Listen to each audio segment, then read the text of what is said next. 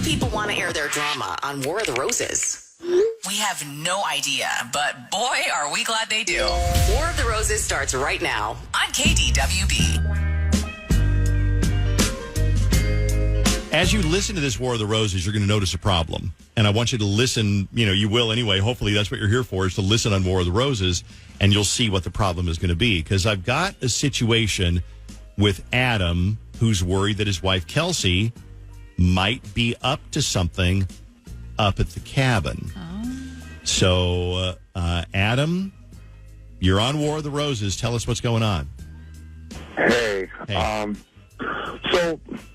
I've been married to Kelsey for a while, and I love her to death, but she's a little wild. She's kind of crazy, and she's, we like to do stuff together, but everything's been great, except that I don't know. I think she's still kind of a freak, and we like to role play, and we watch porn, and I love it.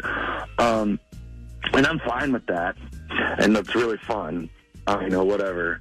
But, the thing is, this last weekend, we're at our cabin, out at the lake, and there's another couple that we became friends with, right? We were just drinking and tied our boats together, and had a great time. But, now, she's wearing a bikini, whereas, she used to wear a one piece, and, don't get me wrong, she looks great, but that's just kind of weird that she would switch when we start hanging out with these folks. Okay. And she seems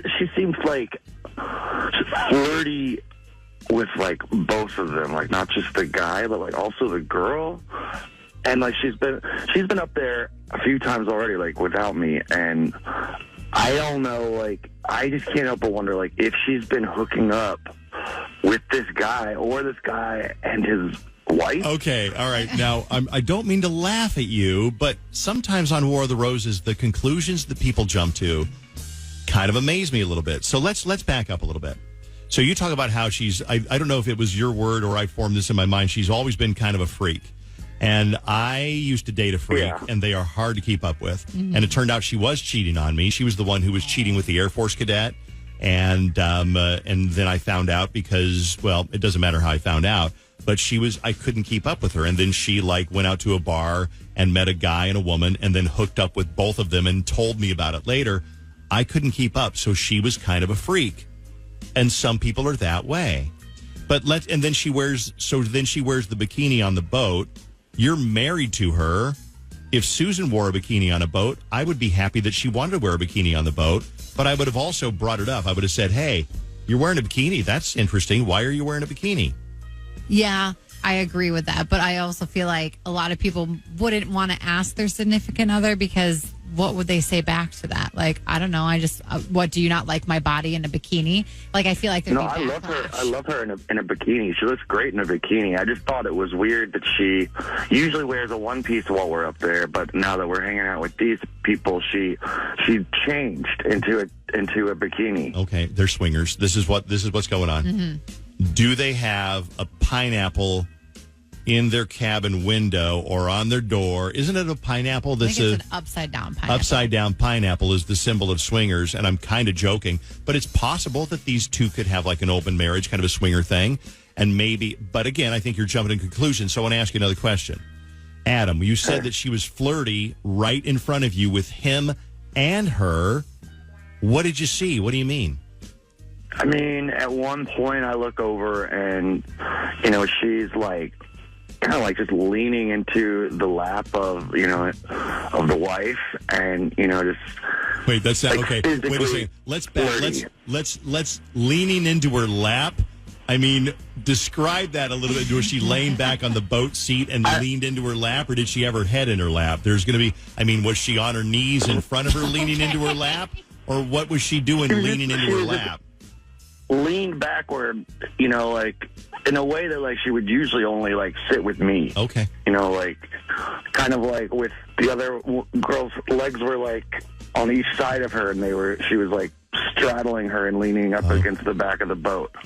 Okay. All right, I kind of gotcha. What about with the guy? You said flirty. What is she like? Because you know what? I'm not, and I would never, and Susan's not that. I mean, Susan had a couple of drinks in her. I could see if we went out with, like, I don't know, Joe and Debbie, and Susan got a little flirty and put her arm around Joe, or Debbie put her, I don't know. Mm-hmm. So what kind of flirty was she doing with the guy?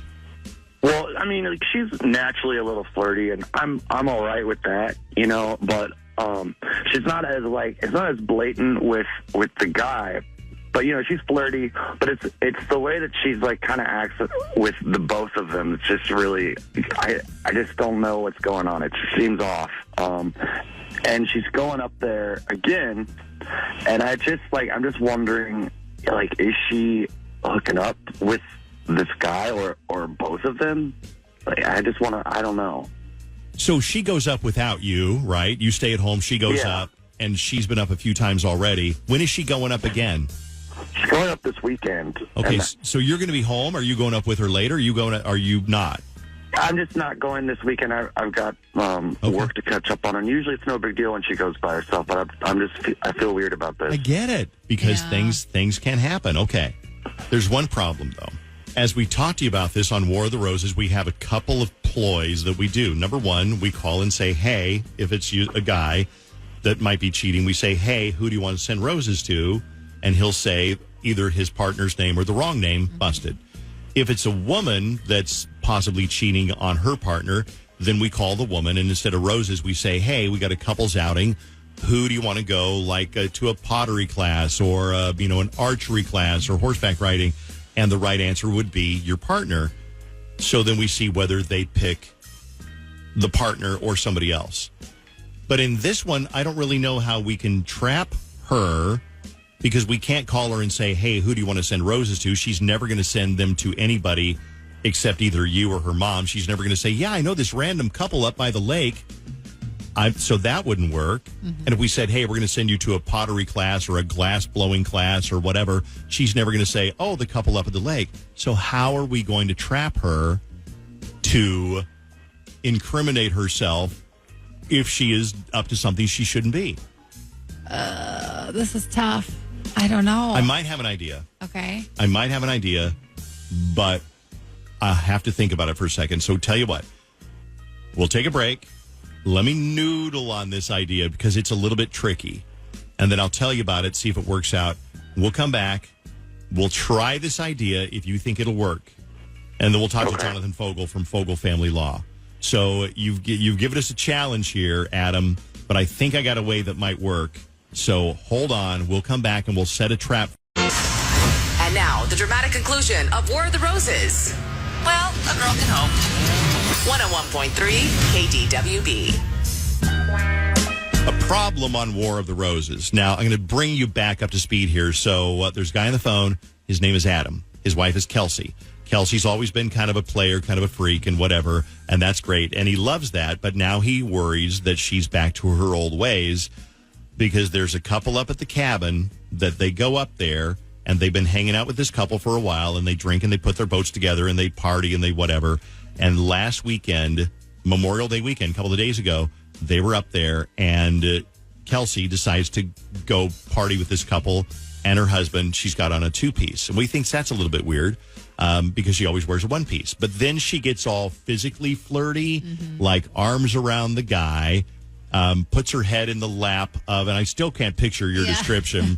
Something about straddling was mentioned at one point, too. But she's got her head in the lap of the woman part of the couple, and I'm just picturing them all oiled up with sunscreen, and you're watching this going, what's going on?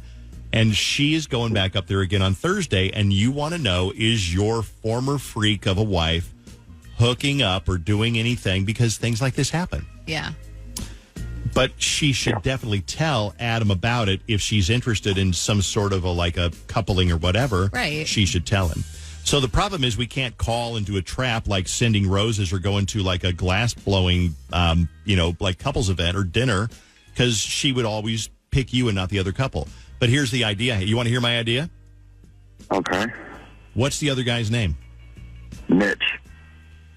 What if I use my cell phone and I text your wife on my cell phone, but I pretend that I'm Mitch and I've got a new phone? So I say, hey, it's Mitch. I got a new phone. I'm going to see you this weekend. What do you want to do this weekend? And then she'll write back and say, I want to get naked on you and wiggle. Now, that's probably not going to happen. That's not going to happen Don't because get ahead of yourself. That's what I mean. She's not going to immediately launch into something sexual. But if we lure her into it, then she might. Yeah. But she might not text back right away. Let me send the text. So I've got Kelsey's number. I'm going to send her the text right now. How about, hey, it's Mitch. I'm on a new phone. Just wondering what you'd like to do this weekend. Do you want me to send it? Yeah, go ahead. Sent. Well, we're not going to wait live because how long does she text back pretty quickly normally? Sometimes it depends. Okay. Well, here's what we're going to do. We're going to wait and see whether she texts back right away. Hopefully she'll text back in the next couple of minutes because if she's a 3-hour text return kind of a person, me. I ain't waiting around. Is that you? Sometimes it depends on how important the conversation is. But yeah, I can take quite a while to respond. Hey, Adam, if you don't mind, we got some other work to do. We can sit here for a minute, wait till she texts back, okay? Yeah, that's fine.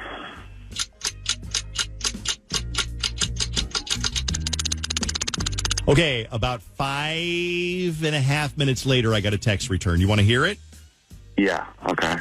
She wrote back, I'm down for whatever. Let's do the lake and have some drinks. And when it's time to head in, I can grill. So she's definitely planning on hanging out with this other couple. But that seems normal That's because totally they're normal, friends yeah. with the couple. Yeah. Yeah, that's all right. Okay, so then I got to write back something that maybe, what would he respond with? Do you want to stay with us? Do you want me to write back, do you want to stay with us?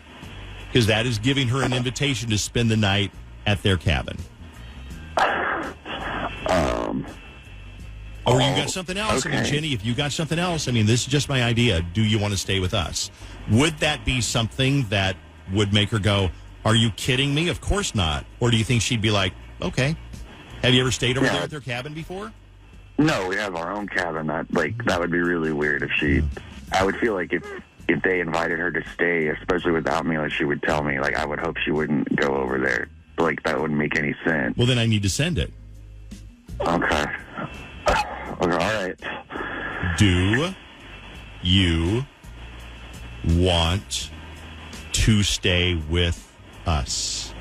Question mark. Sent.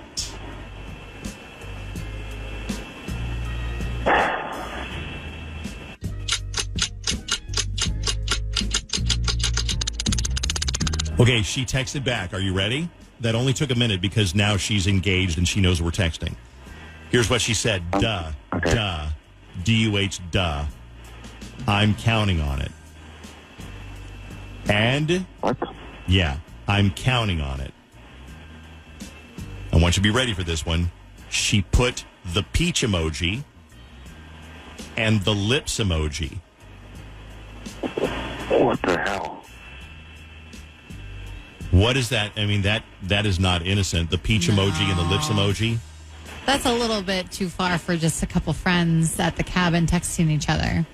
Oh my god! Could it be harmless though? Oh wait, she just texted again. Who is Jana? Is the other woman? That's the dude's wife. She just wrote something about Jana. What'd she say? Jana tastes like candy. Holy sh! I freaking knew it. Here's what we can do. I can call her. I know she's got her phone in her hand. We can call her right now and let her know what's going on. Okay, go ahead.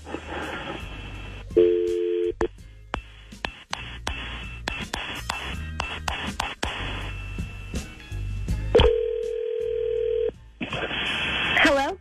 Hey, Kelsey. Hey, it's It's Dave Ryan over at KDWB Radio. I don't know if you listen to our show or not, but how are you?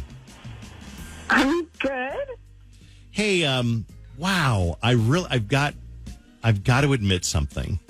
First of all, I know, why are we calling? I want to let you know that there's nobody. Yeah. Nobody's in the hospital. You didn't win anything, but I have some interesting news. I've got your husband Adam on the phone with me. And Okay. Hi, babe. Yeah, hi, Kelsey. that was That's not a happy voice. that was us texting you. That was us texting you in the last 15 minutes or so. That was us texting you, pretending to be Mitch. Yeah, it's not a happy voice. What the Kelsey? Let me. What's going on with you? I want to give you a chance to kind of gather your thoughts here because I know it's a shock. But say basically, Adam was like weirded out by the last week into the lake because there was a lot of flirting with you and the other couple and Mitch and Jana, and he was worried that maybe you were going up there to hook up. And then I sent you those text messages. That's from my own phone, pretending to be Mitch. I mean, you said I'm counting on spending the night. Peach emoji, lips emoji, and then you said, Kelsey, you said that Jana tastes like candy. What the hell does that mean? I mean it. Listen, there's no. I mean, it means what it sounds like. It's it's just like. What are you doing? I mean, I was thinking this was something we could do together. Like, I was. But you're not going to talk to me about it? You're not going to tell me anything? No, come on, no, like. They want to party with both of us, and this is what I'm into. Like, this is like, babe, this is what we like role play, and like the. No, this is what kind crazy. of porn I like, and. I just don't get it. I married you, and I want to. I mean. Don't you want? I want to be with you. I didn't sign up for an open marriage or like to be a. I didn't want to be a swinger. I'm not in. I don't like this at all. I mean, I did think this was like something we could kind of explore together, but I mean, if you're not into it, I can't. I mean, like, I can't force you to be into it, so. This is not the relationship I want. This is the most unusual War of the Roses maybe ever. This text says, I've been a listener for 24 years, best War of the Roses ever. That's a text at KDWB1. Another one, this is an interesting War of the Roses, 9 out of 10 stars. Someone said, I have been a listener for 24 years, best War of the Roses ever. Yeah, that definitely different. Definitely different. I never thought we'd be able to text. The funny thing is when we did the text, we didn't know whether she was going to be like, text back like that afternoon. Right. And she texted back, about 6 or 7 minutes later, something like that. Long. And then once we started the dialogue, wow, we can be pretty sneaky. By the way, I got last day of school and school shout outs coming up in a few minutes here. But I got Jonathan Fogle on the phone to get his feedback. Good morning, counselor. How are you? Good morning. How are you guys? I'm doing okay. A little shaken by the whole War of the Roses. It was a little bit different, a little bit weird, but, it worked out. And now they've got a whole new. Not so much for the guy here. Not so much. No. Well, isn't that interesting? Because you could say, yes, she has been cheating. Yeah. But she wants to bring him into the whole picture. And he is. Maybe it was an innocent type of cheating. Like, hey, I'm cheating, but I wanted you to be a part of the cheating. I don't know how many people would buy that. Like, it's like, okay, yeah, I was cheating, but I was going to tell you about it.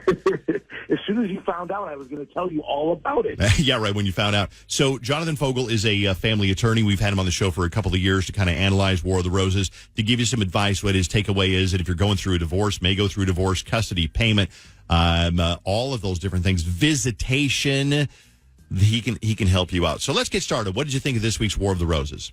Well, the main thing was the cabin, right? That's kind of what jumped out at me, right? And so I had a case where a husband thought his wife was having an affair, and so what he did, he put hidden cameras in their cabin because the wife was saying she was going to go up to the cabin with a bunch of girlfriends, And so he put some hidden cameras in there, and he found that instead of bringing some girlfriends to the cabin, she brought a man to the cabin, and he drove to the cabin and confronted them at that time. Wow. Yeah. Well, yeah, awkward and frightening and horrible and sad. Yeah. Do you think in your experience, Jonathan, and I've wondered about something, when somebody cheats, is it a surprise to the other person, or is it like, I knew something was up, they've been distant, or is it like, we had the best marriage, the best relationship, and I thought we were soulmates, and they were the one, and we've been together for 10 years, and she loved me so much, and then all of a sudden I found out that she wasn't in Duluth, she was spending the weekend. You know what? I mean, is it a shock most of the time, or do people see it coming? I don't know. I kind of have a theory, right? I think that there are certain situations where it's a complete shock. But I analogize it, I guess, to getting fired from a job, right? Most people that get fired, they kind of know it's coming, right? Unless they're completely oblivious. Yeah. Right? They know that their work is not the greatest or the company not doing well, whatever. Same thing, I think, with relationships. I think most of the time, if you really dug deep, they'd probably say that they recognize some sort of sign. But the sad thing is there are times where it completely comes up. And that's got to be the worst. I mean, because it doesn't come on a little bit at a time. It's like slam, like a punch in the gut. Well, let's talk about the cabin, because you said cabins are a big part of divorces in Minnesota. Yeah, clearly, right? A lot of people have cabins, and so it becomes very emotional, right? Who gets the cabin, what the cabin might be worth. And the biggest thing that I see is when there might be some non-marital interest in a cabin.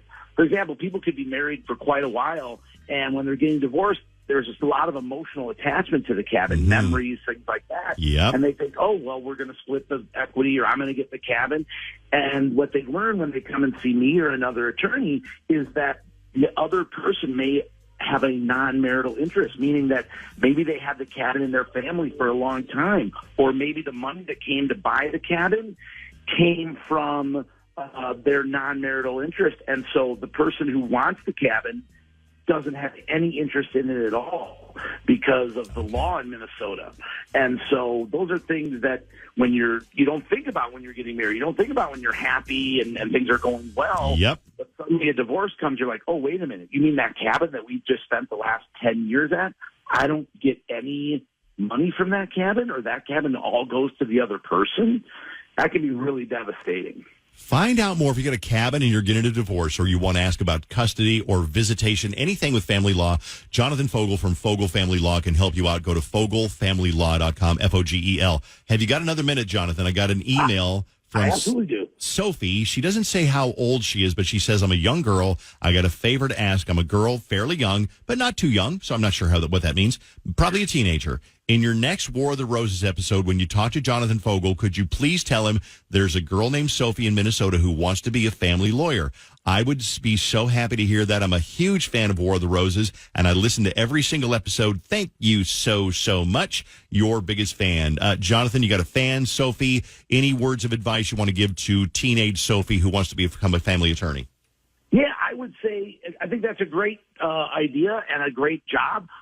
Definitely, if she wanted to even get a hold of me, I've mentored a lot of students and talked to them about what the path might be. So she could certainly get a hold of me if she wants. But, best thing is, do well in school and get good grades so you can get into law school. That's the main thing. Absolutely. Jonathan, thanks for being on. And you can find him online, FogleFamilyLaw.com. Have a good weekend. We'll see you next week, okay? Thank you so much. My one fan. I'm so excited. You got one after all these years. Have a good one.